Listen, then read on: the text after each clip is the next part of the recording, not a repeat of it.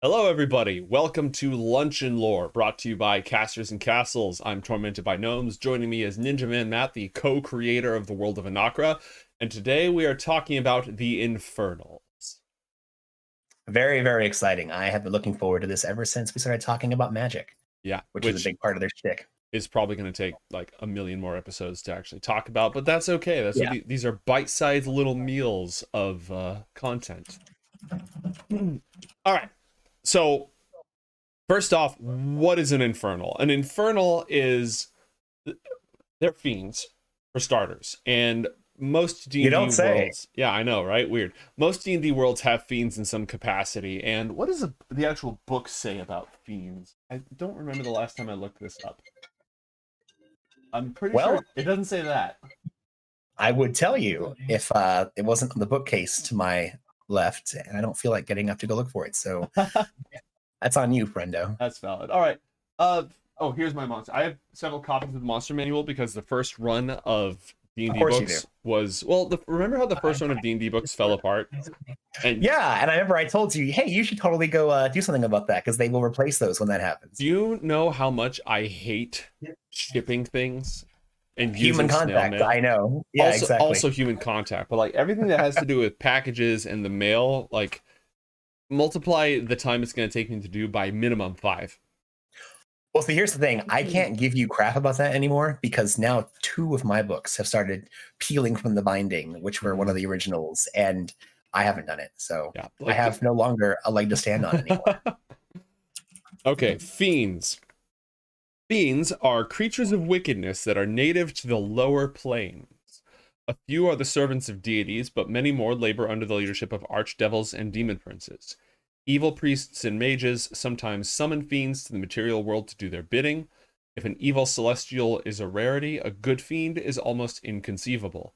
Fiends include demons, devils, hellhounds, rakshasas, and yugolots. So the book is pretty vague. It's just they're evil. They're basically evil spirits, right? Yeah.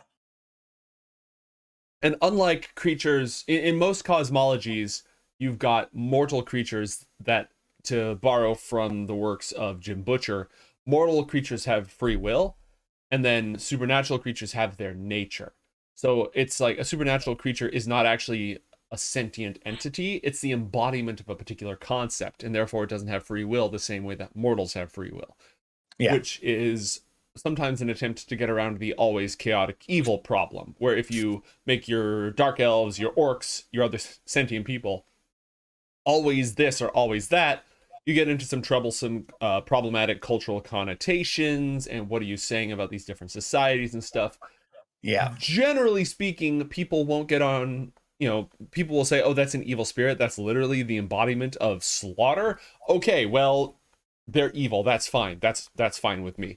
But it does mean that you sort of have to nail down what a fiend is in your cosmology. So before we talk about infernals, for the most part, we've gone back and forth on this. The working version is that a fiend is an evil spirit either because of actions that it took in life that have shaped it to be evil. It's like you had free will at one point, your series of choices, etc., led you to embody some vice, some harmful aspect.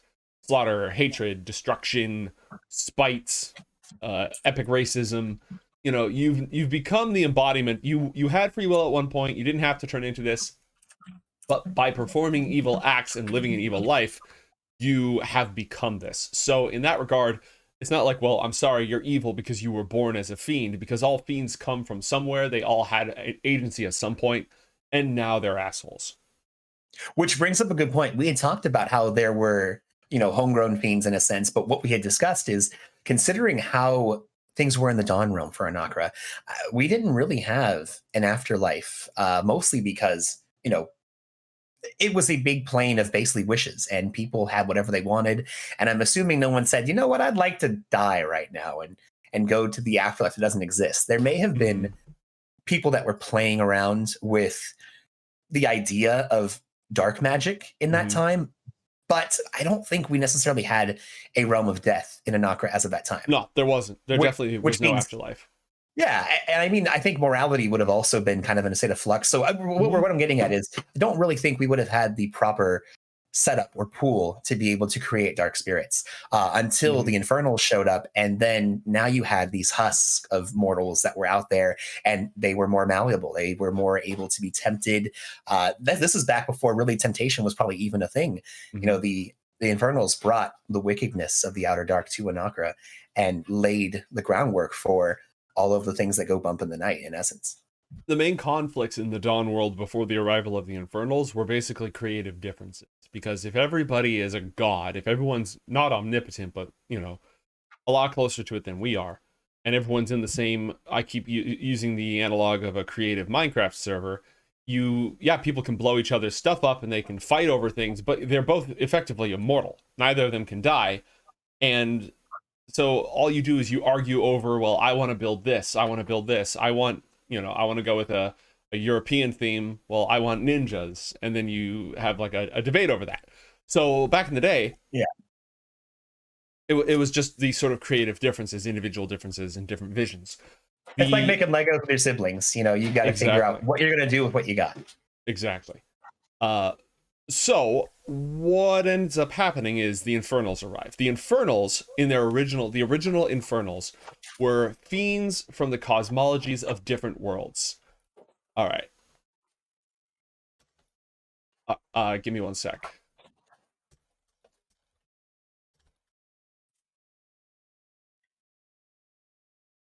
All right.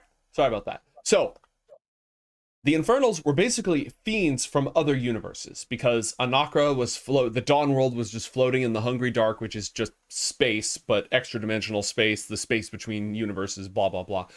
And the Anacra was just sort of floating in the Sea of Worlds, and the Infernals were drawn from various worlds. They probably didn't all come from the same world. They definitely didn't all come from the same world. I don't know if we fleshed out, oh, Uzul came from here, and Tillabek came from there, and Imago came from there, blah, blah, blah.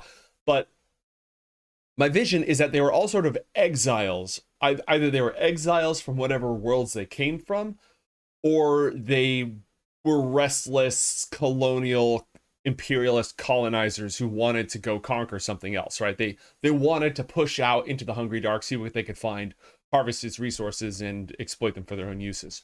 So they either chose to leave to go, screw this, I'm going to find my own world with blackjack and hookers, Yeah. or they were driven away from their world, defeated. Maybe, at the end of your campaign, you defeat this archdevil or this demigod, and to everyone in your world, it looks like they are destroyed. But what actually happened was they were ejected from outside of your world. And so they're like, okay, well, now that I've been defeated in this world, I'm dead there.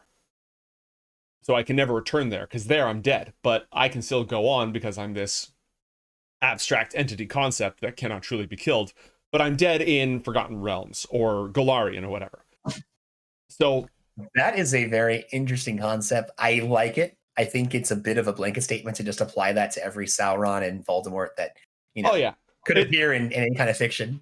that's more of But a possible. It's more of a possible origin story because, and I want to hear what absolutely. you have to say next. But I do want to make it clear that I have a fairly large vested interest in keeping the original backstories of the big Infernals pretty vague. Like, Yeah, no, absolutely. yeah.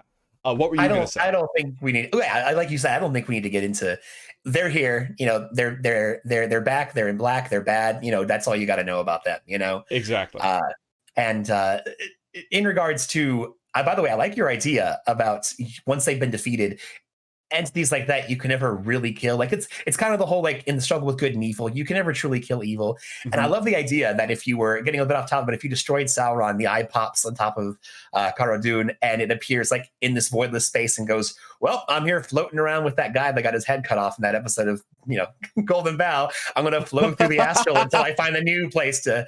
That's a fantastic idea and would make a great follow-up if you ended up doing an adventure where you did maybe Hmm. a couple of upstart kids ended up killing an infernal and left it in a husk of its former self. Who knows? Just Buried in a pitching ideas. tomb somewhere in the jungles, maybe Who in the knows? Western continent. Who knows? Maybe.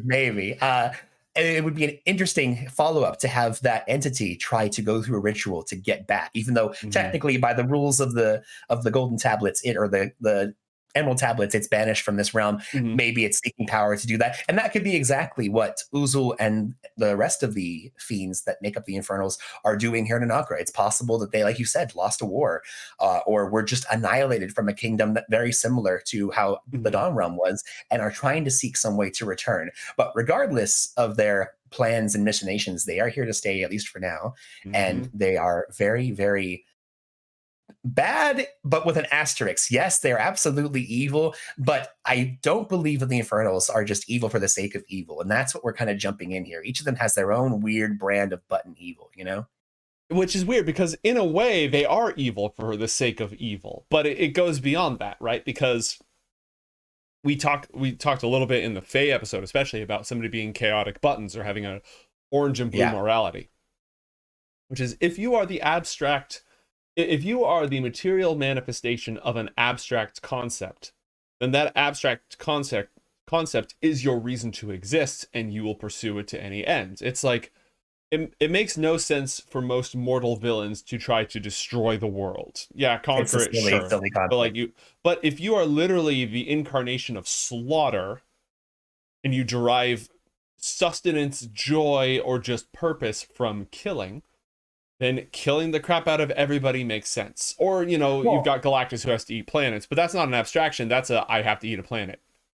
but even in regards to the I am the god of slaughter and I want to kill everything, Mm-hmm. you don't literally kill everything, because if you do, now there's nothing to kill anymore and you have no purpose. And then Mm-hmm. you could say, okay, I'm leaving this realm and taking my horde and flying off into the sunset to find a new realm to eat. But I think for a lot of entities, that's unrealistic and not really a thing. It's Um, the sort of thing that I could see, real quick, it's the sort of thing I could see that would speak to the destructive nature of evil, where it is driven to consume and destroy until there's nothing left, and then it's left only with its hunger, because that's what that appetite does. But I so digress. you're referring to an entity level evil, not a mortal level of evil. Oh yeah, absolutely, absolutely. Yeah. We're talking like gods, infernals, etc. If you are literally the god of destruction, you could be driven to destroy, and when you've destroyed everything, it's like this addiction, this terrible hunger, this anxiety that builds up in you. So you have to go destroy something else. But when you arrive, you're not going to do the wolves and deer thing where you establish an equilibrium of I'll only destroy what I need so that there's always something more to destroy, because you're the incarnation of wanton destruction, and I was like gonna say wanton destruction. What's that's a only crazy side dish? Yeah, it's only when you've had a lot to smoke and you're at the buffet and you're just gonna go. much like revenge, it's a dish best served cold, I believe. Right, wanton destruction. Yeah. Did you have a thread before I go too much further? I was just gonna clarify. We are talking about specific infernals this episode, or are we getting into the nitty gritty generalizations of what makes them up? Like, we're talking a lot about overarching evil right now. Yeah. Well, I'm kind of like, I started out, what is a fiend? Okay, now let's Yeah. zoom in. I do want to get to the infernals themselves for sure. But I think you have to start out with your ground rules of how do fiends work in Anacra. Oh yeah, I just want to make sure, because I've got a lot of crazy stuff to say if we're going to keep going along that line. So first off, fiends, again, evil spirits. One thing we've discussed before is, can you have a good fiend? Can you have an evil celestial? Or does the act of turning good make you not a fiend anymore? And we've sort of gone in a couple directions on this, but I think we've ultimately gone with, you can have neutral fiends, you can have good fiends, because those tend to be your more like, demons in the anime sense, or Yes. mischievous goblins and spirits and stuff. It's like, oh, it's a demon, but it's like, it's not the incarnation of gibbering chaos that wants to annihilate reality. It's just this annoying demon who lives in the woods, So Yeah. I definitely think you can have fiends of other alignments. The vast majority of them, and definitely the Infernals, are all evil. But for your one-off, like, odd spirits, it's doable. Absolutely, especially considering, like you said, in the 5th edition monster manual, you have, I think it's Zarathiel, that's fallen angel, and they're listed as a fiend, not as a celestial. So it would make sense, just by the rule sense of things, to have a very rare but good fiend. Much like, even though I think it's equally as rare, you can have good mind flayers in some games. It's one of those things where, especially with the way 5th edition D&D is moving, there are technical rules like, hey, all of these things are bad, although they're still moving away more and more from making everything a monolith. And I like that in a way to make sure that you can have these stories. Not everyone wants to have Dritzruden. You know, you don't want to have like, oh, I am the Illithid that turned away from my people and decided, what if not eat brain, or at least only eat some brain, you know? I'm the vegetarian illithid. Yeah, going into the Vampire Lestat, having that one character that goes, I am shunting away from my dark past, and I'm going to make sure I only drink the blood of rats and only eat the brains of small, inefficient children. You know, like you want to make sure that you aren't just making like, hey, this is my trope, and I want you to see this cool trope that I did. But having, for instance, if you go down into the underworld and you meet a demon ferryman that maybe they're not good, maybe alignment wise, they're chaotic good. They're not so good as to say like, hey, you know, if you have a puppy, give me that puppy, I'll raise it and I will take care of it and love it and I'll let you cross the river. But there's probably ways that aren't you cutting off a finger and saying, here, now you can have my ring finger so I can never actually be wed again as long as you have it. Oh, yes, that's a good fare. I'll take it. Let's go. Mm-hmm. They're probably a little more willing to work with you rather than just screw you over for the sake of it. Yeah, like I like that the ferryman would be a fiend who's neutral, probably. Like a Hades style figure that wasn't an actual god could be a neutral fiend. I'm into that. Yeah. I like that. Like maybe that's how you stat out the armies of Ramius, is they're neutral fiends instead of, because they're not undead. That's a definite possibility. Yeah, I think comparing it to stories versus Anacra, and this thing we don't have to nail down right now, but it would be a good thing to kind of work through. It seems that the theme in most stories, it's a lot easier to go bad than it is to go good. And even once you go good, you're never usually a good guy. You know, for instance, depending on the canonology, I'm not really sure how the word is. Cosmology, maybe that makes sense. But you know how in Transformers, Starscream is, I'm going to take over Megatron's role as the bad guy. But sometimes he kind of becomes this anti-hero. We're like, oh yes, I'm working with the good guys, but only for a time. Or in Beast Wars, he had the Raptor version of Starscream, and he was like, hey, I'm a good guy now, but I'm mostly like kind of a jerk, but like I am like an ally. I'll always be kind of shifty for some of your members. But it seems that with most, even like or like the Red Hood in the Bat family, you'll have a character that maybe if it was good went evil, or was evil and went good. They almost never let an evil character go all the way good. I'm sure there are tales where it's happened, but at least in what I can recall in most mainstream media, you don't see a whole lot of bad becoming good, but you do see a whole lot of good people, ultimate good people, especially in terms like Arthas, have become like an ultimate or very bad evil. I think it'd be fun to switch it up, and you actually could have good fiends, even if it's a very rarity and maybe they don't show up that often. But to me, it would seem that if there was a big enough change that would make it worthwhile, you shouldn't just punish a creature for saying, hey, you were at once good, so you could never be good again, or you were once evil, never be good again, that kind of thing. You know what I mean? It would make sense. It also would allow us to really play into, in a lot of cosmologies, you know, the light must overcome do you think the light will overcome the darkness? No, I think the darkness will overcome the light. Like, but you also get into the whole light is not good and dark is not bad thing. You could just have fiends are dark. They have the power of darkness, which is not necessarily evil. It's dangerous and wild, but it's not evil. And celestials are the power of light. Everything from soft, nice hugs and Care Bear stares to searing, judgmental radiance. I think that if we posit it that way, more than good and evil, and we make it very clear that dark does not mean evil, fiends are just edgy. Yeah.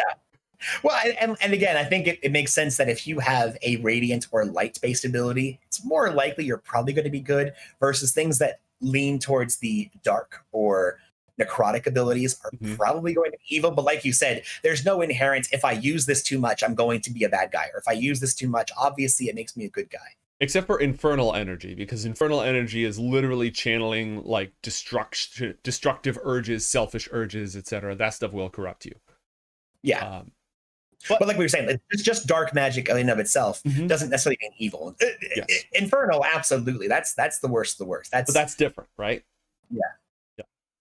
No, I like Hitler magic, basically. That's like, we don't touch that. That's the bad stuff. You know, there's stuff that like, maybe this is kind of like tough love stuff. No, this is the bad stuff. You know?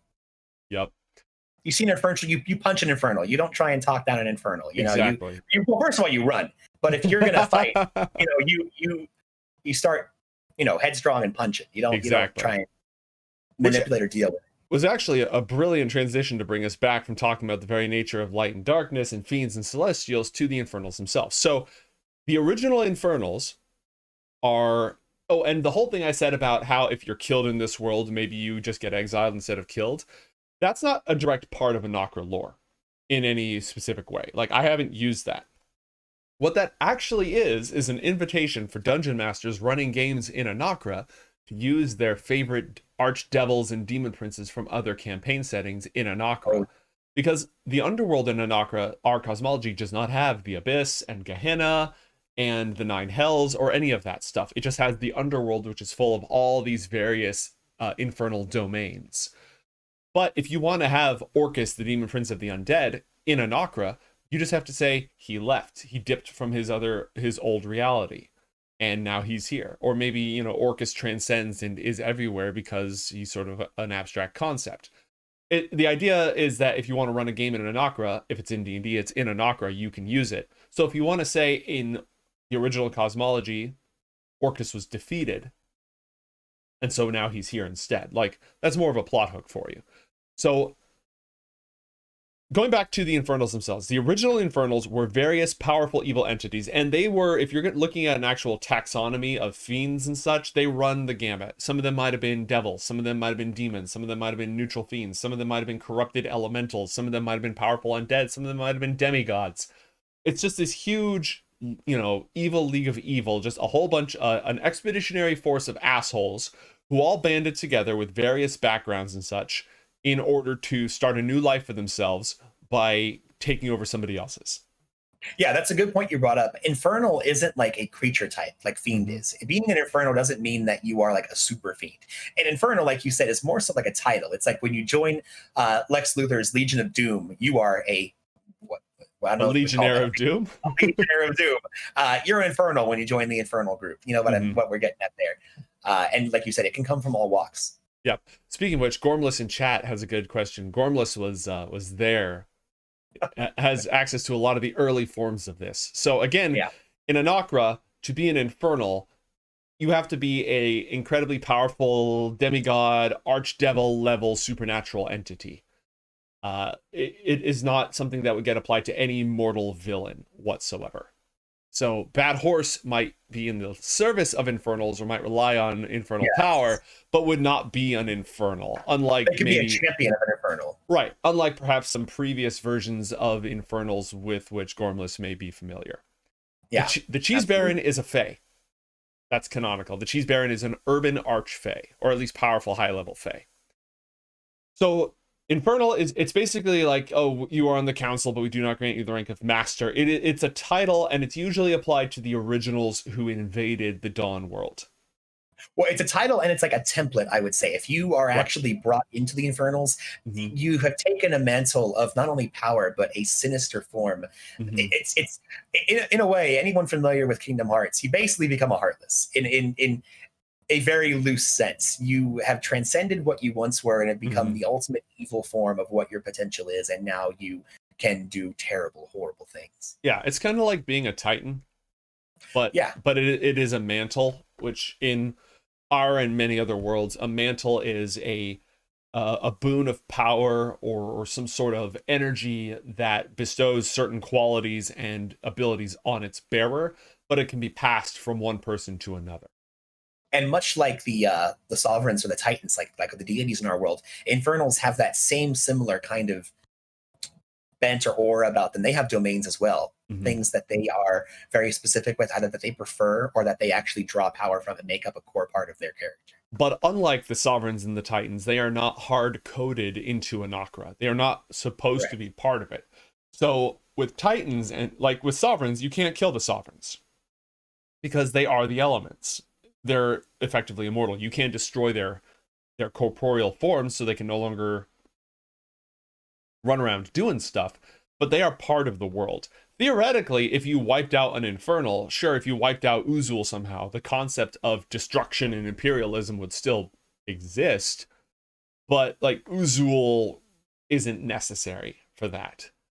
He would linger in some way sheerly because of how powerful Uzul is, but it's not like, again, he's hard-coded and necessary for the universe to exist. What else? So the original Infernals invaded. Not all the Infernals were part of that expeditionary force. Some of them have other origins. I don't like I with the Infernals we have laid out so far, Matt and I are aware of most of their origins if they were not outsiders. The outsiders, we're keeping that shrouded in mystery. It's not necessarily directly important to the story we want to tell. For the Infernals who are denizens or native to Anacra, we know their origins. We're keeping them secret largely. Excuse me. There's not a lot of them. Most of the Infernals were part of this, again, expeditionary force. They grabbed all their followers, they grabbed all their forces. They said, hey, there's this world that is young. It's full of magical energy we can shape in our own image. It's full of innocents who can't stop us. Let's go knock over their sandcastle, make them, kick them around, bully them, take their stuff, destroy their culture, replace it with our own. And that was the original mission of the Infernals. They were just like, hey, there's a bunch of resources here. There's a bunch of people who we think are weak, who we can push around. Let's go do that. So they all arrived almost at the same time. I don't have a great early account of the struggle in the Dawn era, especially because that war would have been kind of unrecognizable to us because reality itself was shaped by willpower. So in that era, the war is usually spoken of in legend and poetry. It's often referred to in poetry because, again, depicting it on camera would be super, super difficult. I'm not saying that the original sin in Anacra was imperialism, but the original sin in Anacra was, in fact, imperialism. And each Infernal had their own purpose for arriving. Like, Uzul's whole thing, it's destruction, but it's also tyranny. It's, you are weak, I can make you do what I want you to do. And sure, I might tell my followers that I truly believe that might makes right, and it's the natural order that the strong rule over the weak. But I mostly just like the way that it feels. I mostly just like the sensation of power. So, yes. Yeah. And then you've got Imago, the Mirror Keeper, who's fairly inscrutable, but is obsessed with appearances and is obsessed with the power of appearances and how that affects people and being able to affect people's self-esteem and self-image. If you can change someone's self-image, you can change the person. Tillebec is the Infernal of ruin, groupthink, and mob violence. So Tillebec thrives on getting a whole bunch of people to all do something destructive together, to plant an idea in a crowd and watch it just take off.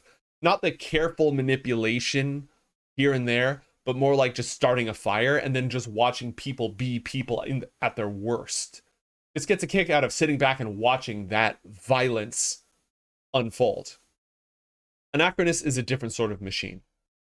Again, Anachronus is somewhat mysterious, but Anachronus believes that it has calculated the exact end of the eternal cycle of birth, life, death, and renewal. And that is behind all of its actions. It tries to keep its motivations secret, believes them to be irrelevant, but is an ally to the Infernals, but definitely one of the strangest ones. Zethius enjoys the sensation of, I know something you don't know. Like, literally take that all the way up to its logical extreme, and that is Zethius. Zethius wants to know everything and doesn't want anyone else to know what's going on. Zethius is the asshole who will buy the Wu-Tang album and then not share it with the unique one-copy Wu-Tang album, and then not share it with anyone else simply because they want to be the only one who knows what it sounds like. Zethius is all about hoarding knowledge and denying it to others. Who have I missed anyone aside from Nephastus? I feel like I've talked about most of the big names. I feel like you have covered most everybody. Yeah. Nothing's glaringly sticking out. The Grey Jester. The Grey Jester. Oh, yes. Yeah, the Grey Jester is 4chan. I think you might want to rephrase that, mate. Let's rephrase that. There's a lot of bad things going on there.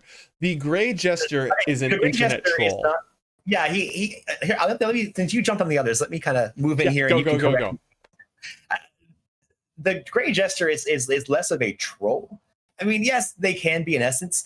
When it boils down to it, when the Grey Jester and oh gosh, began with a B. What was the Balefagor? When the Infernal Balefagor came to Anacra, seeing the way that everything was. They wanted to basically take it and turn it on its head, and not like manipulating it or deforming it like Imago does. They wanted to make sure that everything was. I feel like they're more so the button holder of all the Infernals. And when it gets down to it, I believe that Beelzebub likely came across either the rumblings or the actual influence of Lady Luck, Fulton's father. They found that initial spark that made the world what it was, and they decided to be the antithesis to it. They are like the bad luck, horrible thing in the world. Not horrible as in like I'm gonna take you and make sure that you fall down the stairs at every instant. They're not like jinx, I would say. They're not like just bad luck in the world, but they are a man. I'm failing. Take it from here. When I think of Mockery, yes, that's a good way of putting mockery, it. the Gray Jester wants everybody to think everything is cringe. The Gray Jester wants people to not take joy in things, not from a sense of despair, but from a sense of like bitter sneering at everything. Everything's cringe, everything's stupid, nothing is worth getting invested in.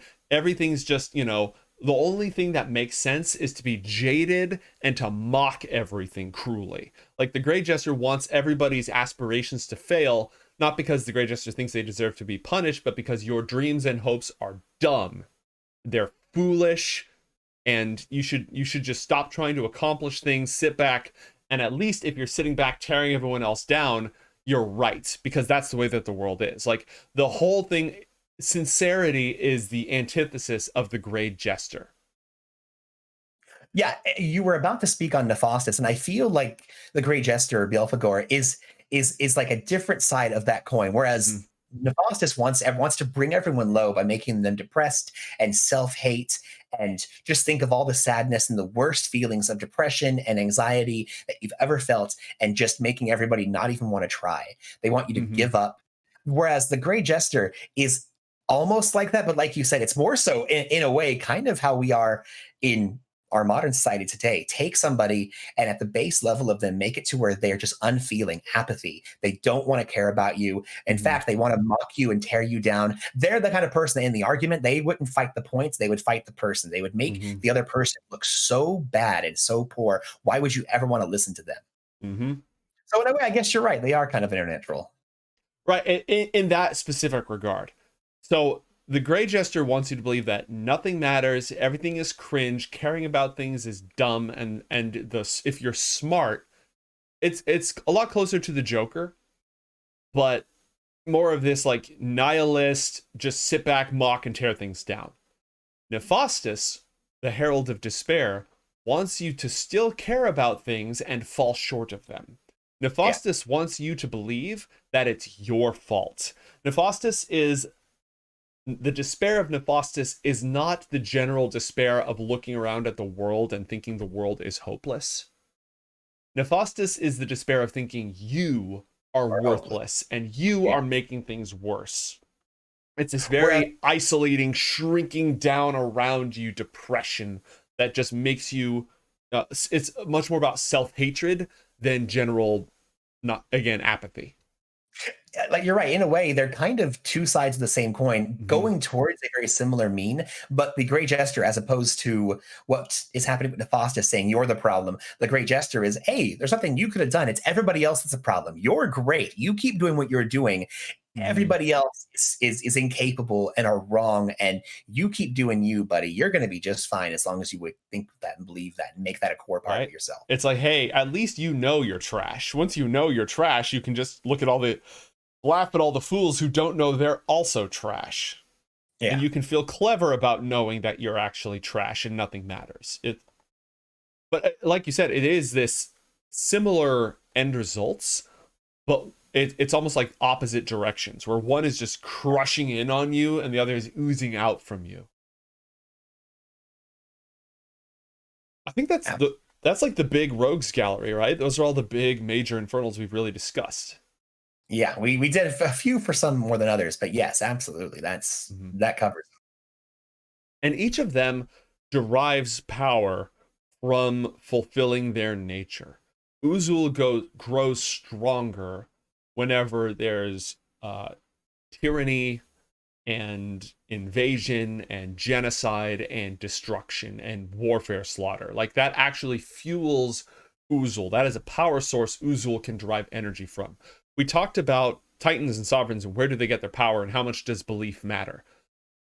Belief is more important to an Infernal than it is to a Sovereign or a Titan because they're hard coded into the universe. Their power is derived from being whatever element they embody or aspect of nature they embody. That is a part of the world. Therefore, they are strong.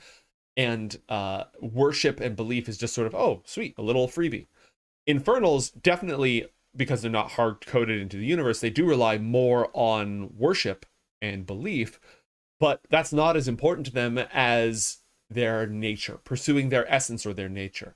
I was going to say, I think that the worship part of it has become more important since they were imprisoned in the underworld. And it's not They about power, it's about agents in the mortal world. exactly. They can no longer take shape on the world as they used to be able to. Mm-hmm. They have to rely on others to sow that chaos and sow that evil that they used to be so good at themselves. Mm-hmm. And only in very, very specific circumstances can they take a medicine of their power and actually bring it to fold on the mortal or other planes of existence within Anacra. So they seek out followers and worshipers in order to give them places to spend that power. But that only, it fuels them a little bit, but it's more important that it gives them vessels through which to exercise that power. Because Uzul can't enter the world, but Uzul's warlocks can use the power of Uzul to enact his dastardly plans upon the mortal realm. What actually makes them stronger is their thing happening amongst mortals.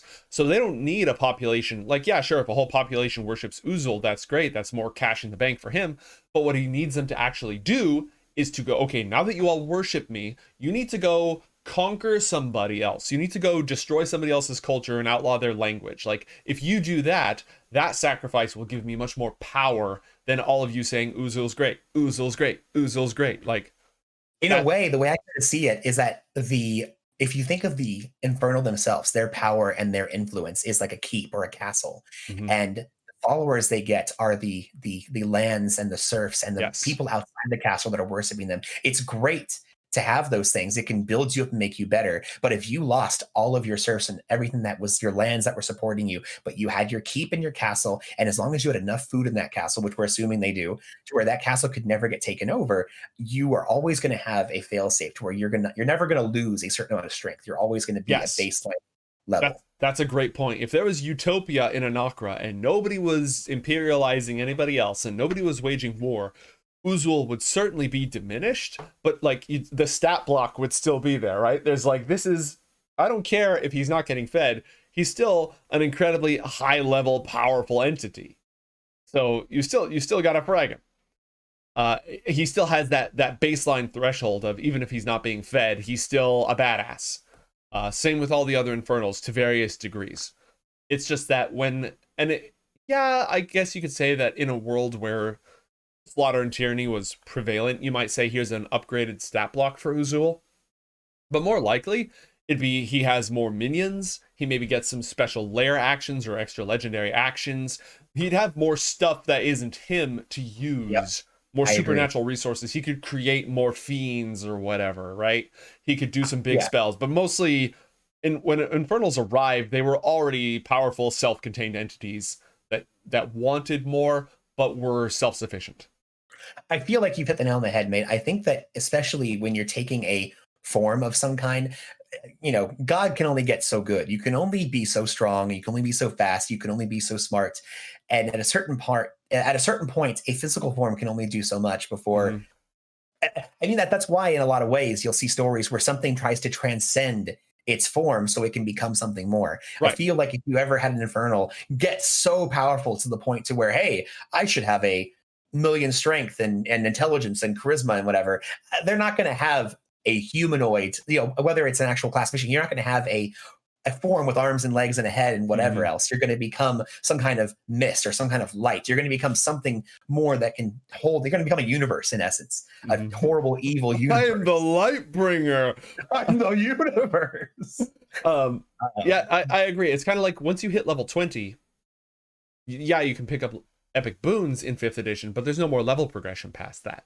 So at that point, you're like, well, crap, I've hit max level. I can't get more power. I can either build up my worldly power by getting more magic items and better strongholds, more followers, build a big dungeon. Like, That's all a form of power, but your actual stat block power is sort of capped out at that point.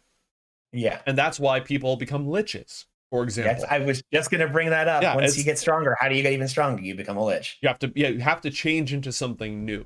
And so, Or you shoot for being a god. If you don't want to be a lich, you go, hey, how can I become a demigod or a lesser god? Or, right.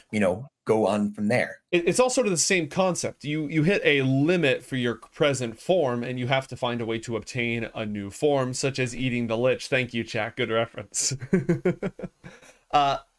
So the Infernals, they have some flexibility in their individual power levels, but mostly like, okay, this is your stat block. You're pretty badass. You're probably not going to get much more badass, so you need more followers. You need agents. You need supplies. You need a fancier underworld domain. And maybe if you go through, and the other thing is, the more powerful you are, the harder it is to become more powerful. So if you're immortal, you've got the leveling system in place. Great. You fight monsters, you study ancient artifacts, you go on quests, you learn a lot, you reach the limits of mortal power. And it takes more XP to level up. You have to fight greater and greater foes, then you hit max level, and now you have to do some wild ritual to become a lich, or, complete this epic quest to ascend and become a demigod. And the circumstances that have to arise for each new ascension are more and more difficult. Absolutely. Like, there's not a lot of ways for titans to ascend, except if a sovereign is discorporated and they pass on, the mantle becomes available. Well, now you can inherit that mantle, become the suzerain of fire or something, along those lines. Just throwing out some completely random, baseless ideas right now. Yeah, whatever. But like, well, how did you become a sovereign? Well, the sovereign chair was open, so I took the chair. But there's no new chairs being built. In order to become something more powerful than that, you'd have to like eat the four kingdoms or something. You know what I mean? Romius is a great example. And again, Gormless is like, hey, I know that. Romius is he was a son of the Earth Titan, of the Earth Sovereign, and he used to be the cupbearer to the gods. And he spent like 500 years during the Demonic Imperium studying the Emerald Tablets, studying the laws of the universe, and then figuring out a way to get enough energy and knowledge to edit those laws to say, okay, also, if you look in the contract, the rules of everything, you'll see that according to these rules, I'm a god now. And now Ramius is more. While you were busy ruling the world, I was studying the blade. He totally pulled one of those. Mm-hmm. So, like, that's one way that you can become something more. He hard-coded himself into the underworld, changed the entire way the underworld works to funnel mortal souls into his army. Now he's something different. Now he's something more powerful, somewhere in between a titan and a sovereign. But it takes similar circumstances in order to ascend higher. And maybe the Infernals thought when they arrived in the Dawn world that all this ambient energy was easily consumable and could accelerate that transformation. But not all of them were looking for that. A lot of them were just looking for, hey, let's go beat up those kids and take their toys. Like, let's just go do the thing that drives me, which is to make people feel bad about themselves. Let's go make those people feel bad about themselves. That'd be great. So not all of them had a lot of the Infernals, they all have schemes that are bad for mortal kind, but they're not always the sort of schemes that we would identify with. Like, why does that person, for example, let's say if there's a nuclear bomb buried underneath somebody's apartment, you don't need a lot of motivation to want it, because when you have a nuclear bomb, you have power of some kind. And just having it is just, for some people, it's like, I don't care what we do with it. I want to make sure that nobody else has it and I have it, because then I know I can get something for it. Like, I'll have more options. And the Infernals, yeah, they work on that level, but they also work on this other level of having their own weird essence that they have to follow.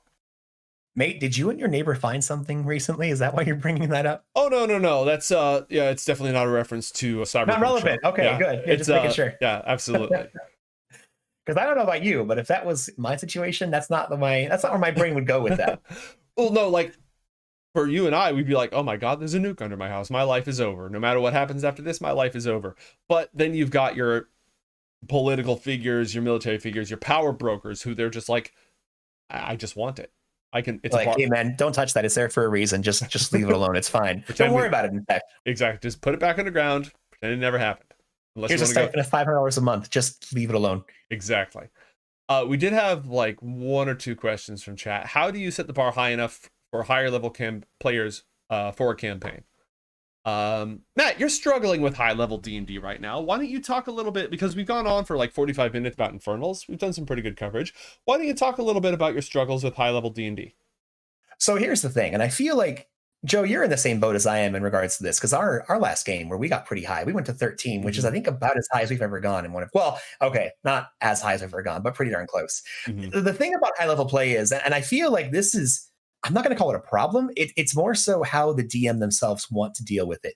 Because intrinsically, as part of Dungeons and Dragons, there gets to be a point where when the player characters get such a high level, you get into this weird zone where you're trying to make sure that challenges are fun enough to where the players aren't just always winning like so powerfully every single time, but you don't want to make it too powerful to where every single fight they're almost dying and they have to use all their resources to make sure they can just survive.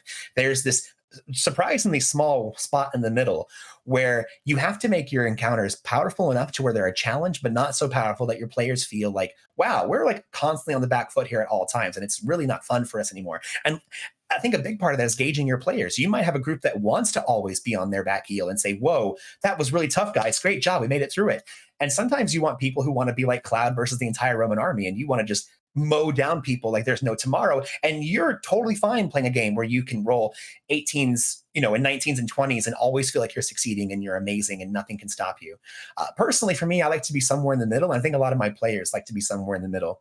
Where I think the power scaling needs help, or you need to make sure that you can provide this for your players, is giving your bad guys enough tricks. And Joe, you and I have talked about this with a lot of Matt Colville's rules, with the villainous actions or things like that. Because really what it comes down to, because D&D is a game, action economy is the single most important thing in D&D. That's why you're constantly worrying about your move action, your bonus action, your attack action, your reaction. A lot of players who are considered munchkins or power gamers are constantly trying to pick up features that not only do a lot of damage or can support their people, but if you can do just one thing in a turn, you walk up, you move, and you attack somebody, and that's it, you're getting a lot less value, even if you're doing a lot of damage, than somebody who can walk up and they can hide, and then they can attack, and then they can pull out a potion and drink that. And then when someone moves, they can do some kind of a reaction. If you're taking up all the game time, you're doing it right in the eyes of a power gamer.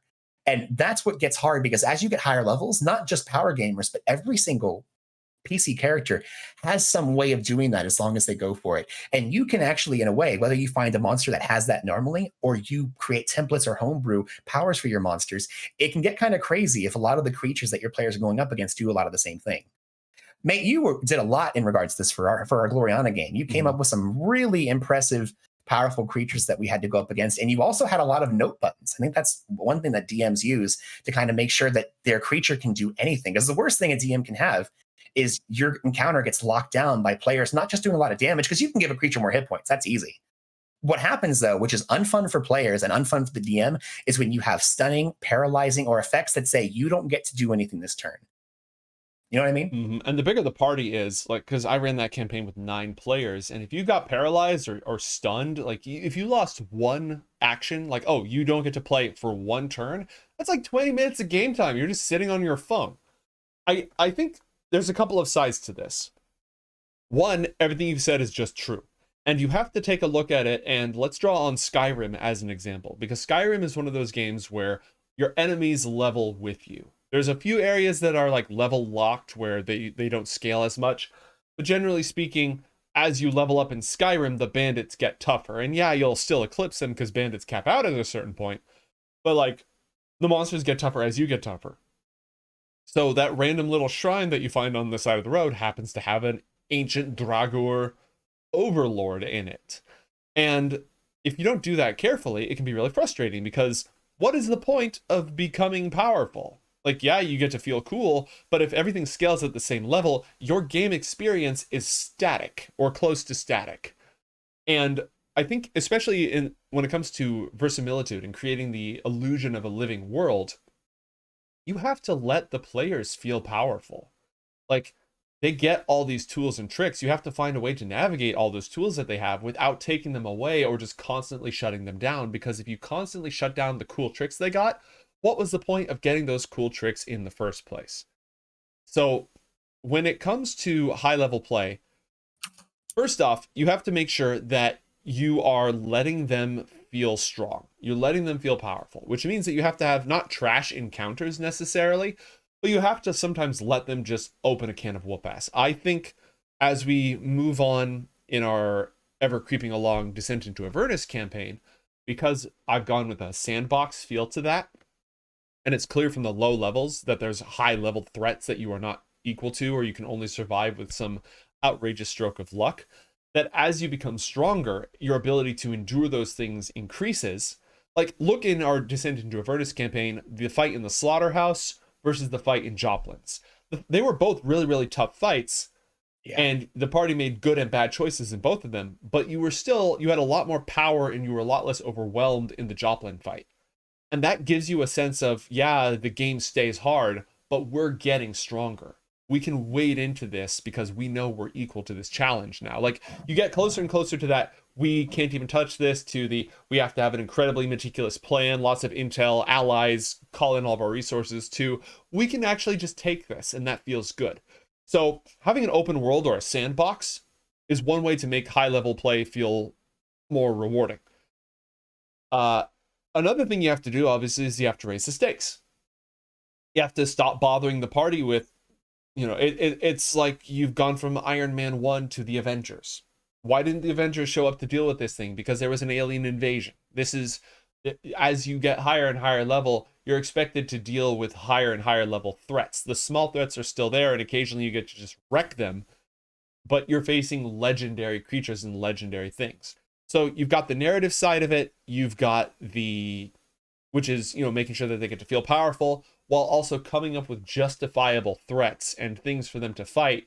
That's like, well, now that you're level 20, the local village is not going to ask you to go find the blacksmiths. I mean, maybe they will. It could actually be fun to just let you do that real quick. You can just be like, oh yeah, this is a level 1 dungeon and we're power leveled. Yeah, why not? Let's just descend upon this, be big damn heroes. But you can't spend too much time doing that. So you have to make sure that as they get stronger, people notice that they get stronger, both enemies and allies. And they have the resources to travel around the world now, so they can skip all the random encounters with 3 wolves and a goblin and teleport right to the gigantic demon dragon's den. So making sure that you have threats in your world that are equal to the challenge, legendary things no one's accomplished but everyone knows about, so that they can be the ones to go do those things. And then you've got what you talked a little bit about earlier, which is the encounter design. Let me wrap this back to the point that you made about what I did in my campaign. Because that game where Matt was a player, and he was pretty optimized too. Like, you weren't OP, but you were really well optimized in that game. You put out a lot of damage. And nobody but there were like 3 people at that table who understood what happened on your turn, who understood the math of what you were doing. So because we had such a huge party, it took forever to play every single game. We did not get to go through a lot of content, which meant that the 6 encounter adventuring workday was out of the question, because it would take us like 6 games, 3 to 6 games to get through 6 encounters. Which basically meant I designed almost every single episode it was like a boss rush. I turned that game into a boss rush because the party was really strong. They had all these magic items that were overpowered that I designed for them. So every single fight was a huge showdown against a legendary foe of some kind, a boss monster. But those bosses always had mooks who the players could absolutely thrash. So I tried to design very meticulous, compact set pieces, raid bosses that had their own internal logic, that had monsters with stages and special abilities and stuff like that, and then had some ads so that the party could still feel like they were leveling up, but they also got a new fun challenge every single time. So that's how I handled that. I don't know that I would do the exact same thing in a smaller, more manageable party, but for a large, high-level party, the boss rush strategy worked really well. I think if we were to do that again, mate, there's a lot of fun ways to approach that. I mean, really, I think it was very nice of you, but I would never touch a 9-player game. I can tell you that right now. That is twice as many players as I want in a game. For context for everybody, what happened was everyone I invited had like jobs and adult lives and stuff. So I assumed that not everyone would be able to play. So I just cast a wide net, assuming we'd end up with the ideal 4 to 6 player party, and everyone said yes, and I was too nice to say no. So I'm never doing that again. But what I was getting at, though, in regards to your formula, is that I think taking a very, and I'm just going to put a name to it, a very Witcher aspect to a game, in that you have, because really in your game, it got to the point after we got halfway through the campaign, we kind of had to stop role playing. We had a couple of little bits here and there, but when you have 9 people with increasingly more elaborate storylines, constantly trying to get even 5 minutes of role play, and you spend over an hour every scene trying to give everyone a little bit of screen time. And it got to the point, like you said, where we would have some fun moments. A lot of it was just kind of meta talk between our group about what could have happened or what probably went down. And usually you would put the canon stamp on it. Yep, that was a thing. Sounds good. But what I would say is that if you were going to do a boss rush kind of game, make it really similar to like a Witcher style game. Make it to where the enemy that you're fighting, so that way it stays really interesting, since most of the game is going to be this one big cool combat or setting up for it, is that you give your boss like very, not obvious. You could make it obvious if you want, a dragon with a weak wing that you could target out and know, oh, if I focus on that, I'm going to either do extra damage, or I could make it no longer being able to fly, whatever you want to do. But you can make a lot of the game about finding out this boss's weakness or preparing against its defenses. So that way, when you go up against it, it kind of is this, if you had no prep, this very insurmountable, powerful, crazy fight that you can bring more so into your level. And you kind of have that Jason and the Argonauts going off on their adventures kind of a feel, or Kratos taking down the gods. There's this little puny mortal that with enough gumption and fiery blades, he's able to take down Zeus and his ilk. I think that would be a fun way to go about this very boss-like structure. You could run a whole campaign with using like the harvesting rules and stuff that would literally be a Witcher Monster Hunter. Exactly. But for the problem of high level play, I feel like the only reason I did the boss rush is because the party size was so huge. But in order to challenge, like just how to challenge a high level party, I think that would be a special treat to break out, where there's a powerful demigod or archdevil or something. You build up this whole thing about discovering their weaknesses, getting the magic amulet that can weaken them. Absolutely. That's actually like the finale of the Age of Worms adventure path. Yeah. You fight, not that we ever completed Age of Worms, but you fight this demigod, and you're supposed to have spent like a lot of the campaign uncovering its lore and finding artifacts, allies, special power-ups and stuff to weaken it. Because it's like, here's the stat block if you don't do anything. And the stat block is technically defeatable, but practically speaking, you are going to die. It's going to kick your ass. And then like the more of these side quests and secrets you uncovered and bonus objectives you reveal, okay, this cuts this gets rid of his plus 10 to everything because he's a god, and this cuts his hit points in half, and this takes away this artifact. So on and so forth. So you can really build up like an end game encounter by doing stuff like that. And if you parse that out into a smaller example, you can make a great game of that, where like the first half of the session is research prep and the second half of the session is the boss fight. But like you were saying, kind of bringing it into making sure that on a encounter level, making a high level campaign work for you, it's really finding that balance between action economy and threat. Because here's the thing, if you have a singular, it changes the kind of scope that you have. If you have a singular creature, like Wally was bringing up for some of his questions, the Tarasque, for instance, or the Tarask, however you want to pronounce it, or the Tarjay, a lot of people have different ways they want to. The dreaded Tarjay. The dreaded Tarjay.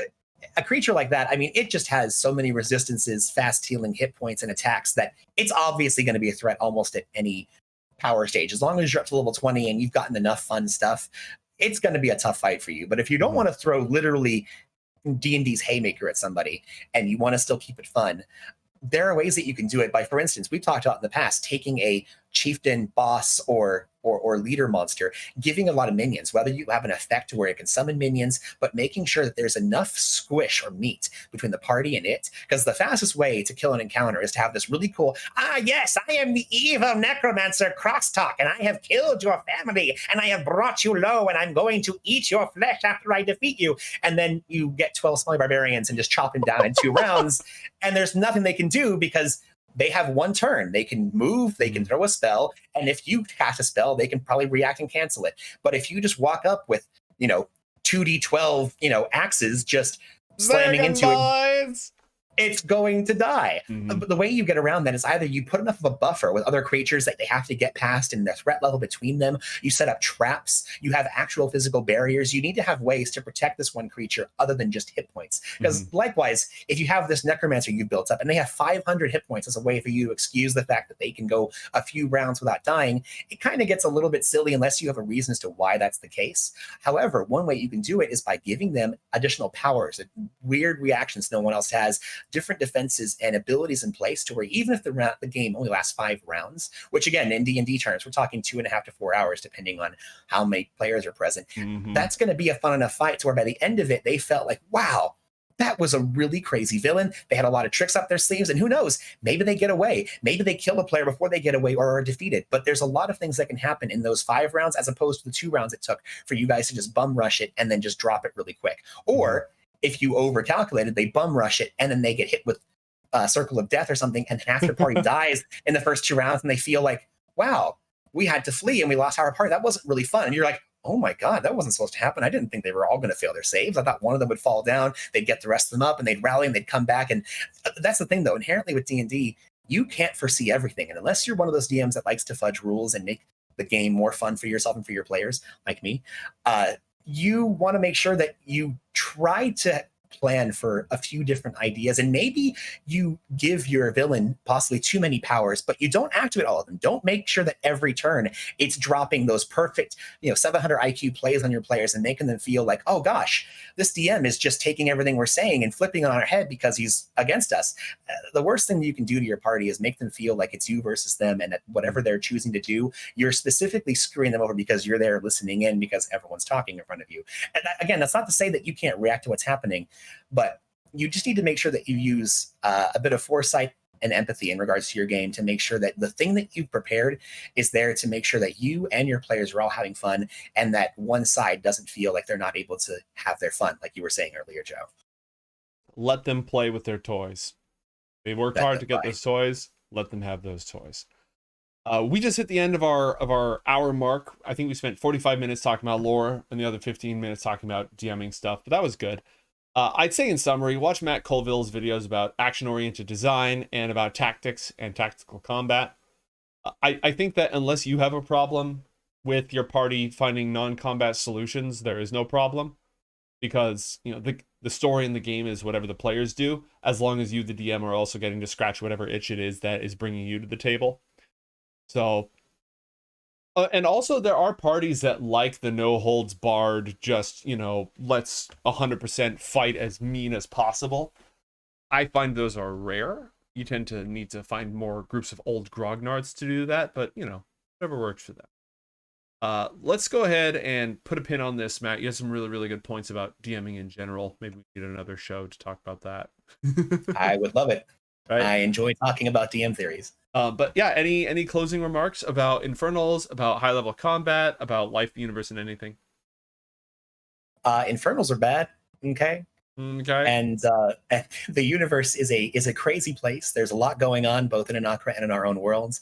And I think as long as we all stick together and don't listen to that horrible little voice in our head trying to convince us to betray the town mayor, or that nice female, maybe a witch, maybe a wizard magic user that lives on the outside of town, and burn her place to the ground, I think we'll all be a little bit better in the end. And whatever you do not eat goo you find in funerary jars. It's just not. Eat the lich. uh, thank you everybody for joining us, and until next week, see ya.